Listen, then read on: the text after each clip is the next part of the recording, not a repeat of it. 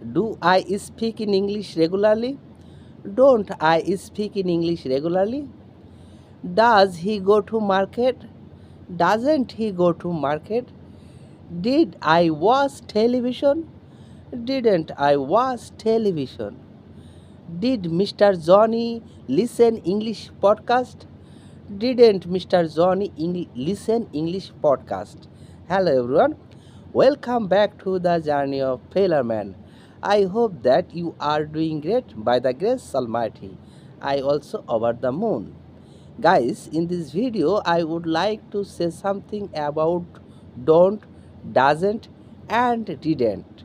Actually, most of the time when we try to speak in English, that time we can face we have to make lots of question, basically positive question, negative question.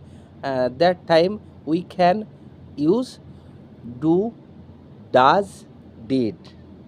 When we make negative question, that time we use don't, doesn't and didn't. হ্যাঁ বন্ধুরা, ইংরেজিতে স্বতঃস্ফূর্ত কথা বলার ক্ষেত্রে আমরা যখন আহ, প্রশ্ন তৈরির সম্মুখীন হই, সেক্ষেত্রে আমরা ডু, ডাজ, ডিড ব্যবহার করি। এবং যখন না বোধক কোনো প্রশ্ন তৈরি করতে যাই, সেক্ষেত্রে আমরা ডোন্ট, ডিডেন্ট এবং ডাজেন্ট ব্যবহার করি। এক্ষেত্রে আমাদের একটা জিনিস লক্ষ্য করতে হবে, ডু, ডোন্ট এবং ডাজেন্ট এই দুইটা মূলত আমাদের কোনো কিছু অভ্যাস বোঝাবে। যেমন আই ডোন্ট আই রিড বুক, আমি কি বই পড়ি না? Don't I go to school, আমি কি স্কুলে যাই না? ডাজেন্ট হি লার্ন ইংলিশ, সে কি ইংরেজি শেখে না? দেখেন, এখানে একটা অভ্যাস বোঝাচ্ছে। এটা এটা মূলত সর্বদাই প্রেজেন্ট টেন্স বোঝাবে। কিন্তু যখন আমরা ডিডেন্ট ব্যবহার করব, সেক্ষেত্রে নির্দিষ্ট একটা অ্যাকশন। যেমন didn't I listen English podcast, আমি কি ইংরেজি শুনি না? আমি কি ইংরেজি শুনি? সরি, আমি কি ইংরেজি শুনি? দেখেন, এখানে অ্যাকশনকে ক্লিয়ার করা হয়েছে যে আমি কি ইংরেজি শুনি। At the same way, didn't I go to school, আমি কি স্কুলে যাইনি? Didn't mister Johnny make video, mister Johnny কি ভিডিও তৈরি করেনি? তো বন্ধুরা, যখন এমন কোনো নির্দিষ্ট কাজকে বোঝাবে এবং সেটা অতীতে বোঝাবে, সেক্ষেত্রে আমরা ডিডেন্ট ব্যবহার করব। তো আসো আমরা সহজভাবে কিছু বাক্য গঠনের চেষ্টা করি, না বোধক প্রশ্ন তৈরি করার চেষ্টা করি। Let's go start.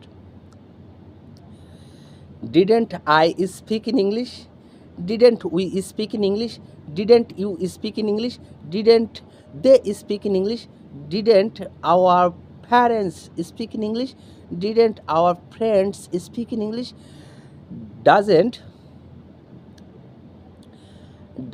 Mr. Johnny speak in English? Doesn't Mr. Shagor speak in English? Doesn't he speak in English? Doesn't she speak in English? Doesn't my sister speak in English? Doesn't my brother speak in English? Doesn't my son speak in English? Doesn't my friend speak in English? Doesn't your friend speak in English? Doesn't your father speak in English? Doesn't your mother speak in English? Doesn't your brother speak in English?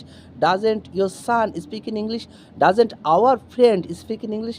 Doesn't our teacher speak in English? Okay, and let's now do I speak in English? Sorry, don't I speak in English? Don't we speak in English? Don't they speak in English? Don't my parents speak in English? Don't my friends speak in English?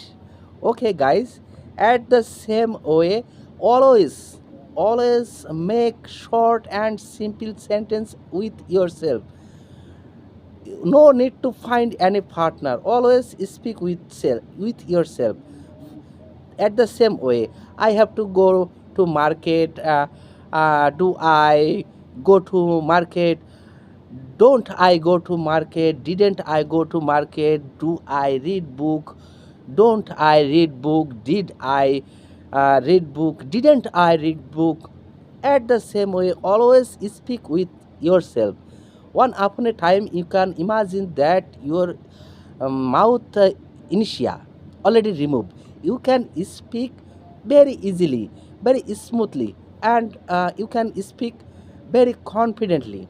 Okay, guys, no more longer. Thank you so much for watching my another silly activity. See again. Bye for now.